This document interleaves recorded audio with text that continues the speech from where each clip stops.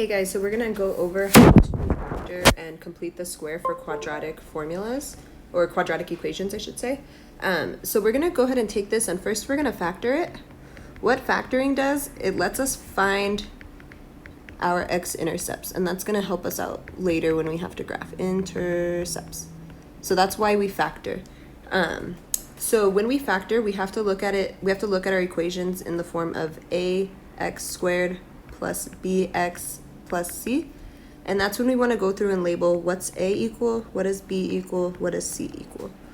So looking at our equation here, I notice that there's no number in front of my x squared, which just means that there's a 1 there. So a is going to equal 1. B is the number in front of x, but we can't forget about that negative, so b is going to be -6. And then c is that last term, and c is 5.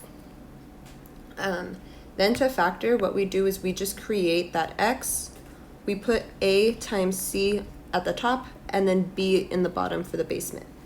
So we're going to plug those in with our numbers. So our x is a times c.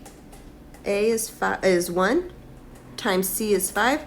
1 times 5 is just 5. So up here we're going to have 5. And then b is just going to be that -6. And then remember, so once we're here,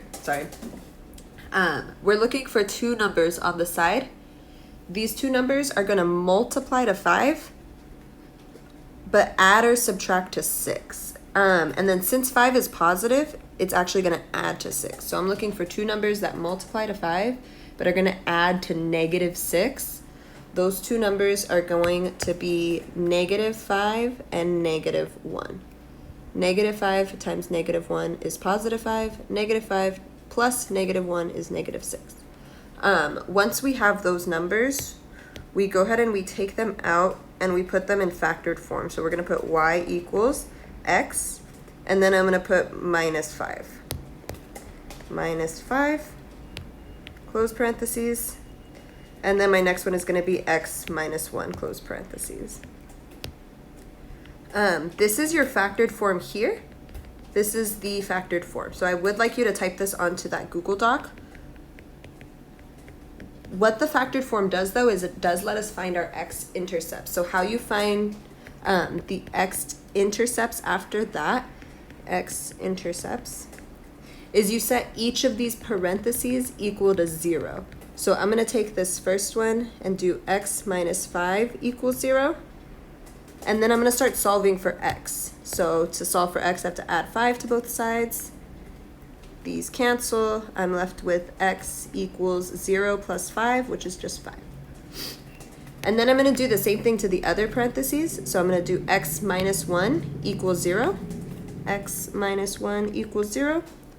Same thing, go ahead and solve for x. So we're going to solve for x by adding 1 to both sides.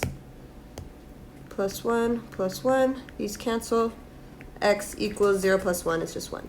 So these would be your x-intercepts. So when you type this on the Google Doc, if you can actually type both of these. This is your factored form, and then we use the factored form to get the x-intercepts. Yeah. So after we get our factored form and the intercepts, what we want to do is we want to complete the square. Complete the square. And we do this so that way we can find the vertex. So factoring helps us find the x-intercepts. Completing the square helps us find the vertex. So if you recall, what we do when we complete the square, we basically have we act like we have these algebra tiles with us, where the big square algebra tile is going to represent x squared, the little skinny rectangular tiles represent x, and then the little small tiles represent one, like singular units. So we're going to go ahead and set up this equation. So we're going to get one x squared tile, so that'll be here.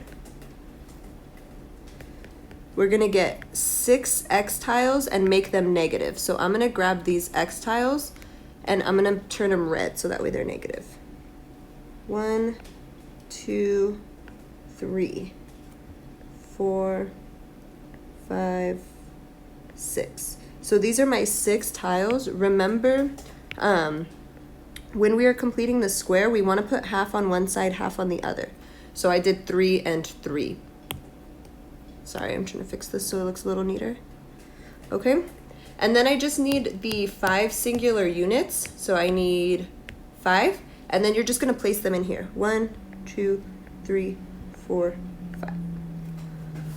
Okay, so this is us setting up x squared minus 6x plus 5, getting us ready to complete the square. What we do next is we're gonna go ahead and label the outside. So I wanna label x squared right here as x and x. And then you just look, well, what do I have here? I have a -3, and I know they're negative because I turned them red because the 6 was negative. And then right here on this side, same thing, -3. Remember, these two sides should be the same. If they're not, something went wrong. Then from there, we could go ahead and take this out. What the completed square looks like is we take that highlighted portion, we put it in parentheses, x minus 3, and we square it because there are 2 of them. X minus 3 squared. And then we have to come back to our little box over here, and we have to say, okay, how many spots are missing here? So I'm circling 1, 2, 3, 4.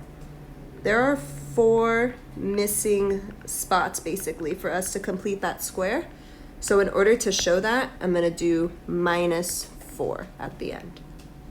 And this would be your vertex form altogether. Y equals x minus 3 squared minus 4. When you type this onto Google Docs, you can go ahead and use the little caret key to show the square symbol. So you can type it as x minus 3, this, and then 2, and then put -4. I'll know what this means. It makes sense on the computer, so don't worry about that. One thing I forgot to mention is from here now we can get that vertex. So remember, your vertex is always h and k, but it's the opposite of what you see here and exactly what you see here. So my vertex is +3, -4. Okay, go ahead and make sure all of this stuff is down for number 1.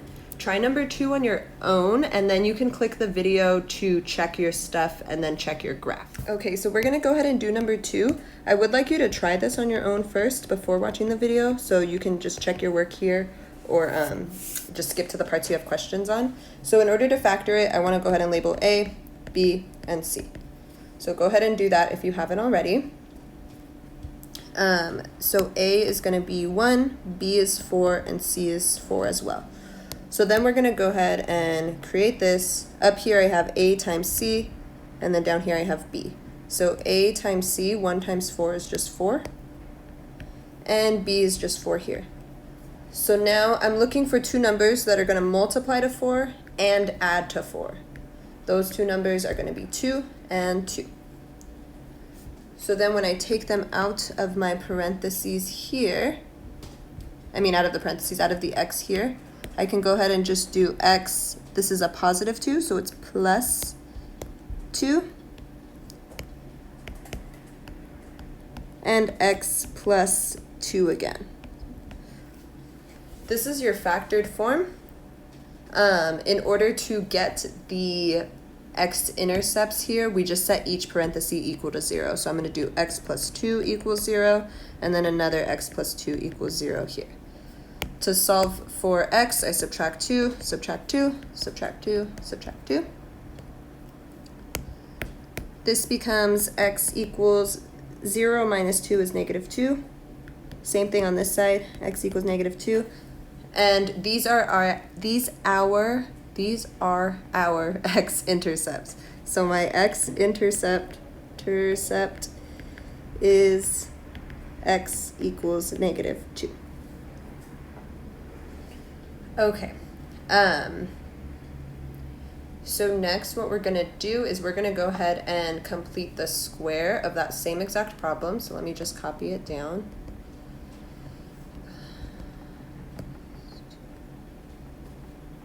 Okay, so now to complete the square here. So go ahead and set up your squares that you think they might be. So we have an x squared, You need 4 x's, but how should you set them up? And 4 single units. Go ahead and try to set it up if you haven't already. You can press pause and then press play when you're ready to go over it. Okay, so I have 4 units, so I'm gonna set them up 2 and 2. And notice these 4 are positive, so I didn't need to turn it red. So I have 1, 2, 3, and 4. Cool, and then I have 4 single units there. I'm gonna go ahead and do these in purple. So these fit in as 1, 2, 3, 4. All right. So then to label what I have on the outside, I'm gonna go ahead and write this is x and x. What do I have here? I have 2 positives, so x plus 2 and x plus 2. Notice these are the same again, which is what we want. When I take them out to complete the square, I'm gonna do x plus 2 squared, because we had 2 of them. And then remember out here, it's whatever you're missing from your units or whatever you have left over. But notice here, we're not missing anything. Oops, didn't mean to do that, sorry. We're not missing anything here. See how our square is complete? So we can just say either plus 0 or minus 0. I'm gonna go ahead and do plus 0. So like there is nothing missing. So this would be our vertex form. To find my vertex from here, it's the opposite of what you see for your h term. So it's gonna be negative 2, comma, exactly what you see here, 0. So my vertex is negative 2, comma, 0. The final step is going to be to put this all together on a graph. So we have the vertex is negative 2, comma, 0, and we have that the x-intercept is x equals negative 2. Let's go ahead and graph these. So we're going to put them on a graph. This graph does not have to be big or perfect. It's going to be a really small graph. So just a quick little sketch. Make sure you just label your y, your x-axes, and then I'm just going to do, this is 0, 1, 2, 3, 4, negative 1, negative 2, negative 3, positive 1, 2, 3, blah, blah, blah. Okay, so we're going to go ahead and plot these points now. I'm going to start with the vertex. So my vertex of a parabola, remember it's like the curve of the parabola, is at negative 2, comma, 0. So I'm going to go over to negative 2 and up 0. So right here. This is going to be the vertex of my parabola, which means this is where the parabola is going to make that loop here. And then notice this our x-intercept is also equal to negative 2, which just means that our graph intercepts the x-axis at negative 2. So if we put it all together here, if we highlight my x-axis, I can see that my graph intercepts this axis at negative 2. Your vertex and your x-intercept aren't always the same. That's just a coincidence for this problem. So on your Google Doc, please make sure you have the factored form and the vertex form typed out, and then just paste a picture of your graph, please. You can use any type of method to paste your picture is fine.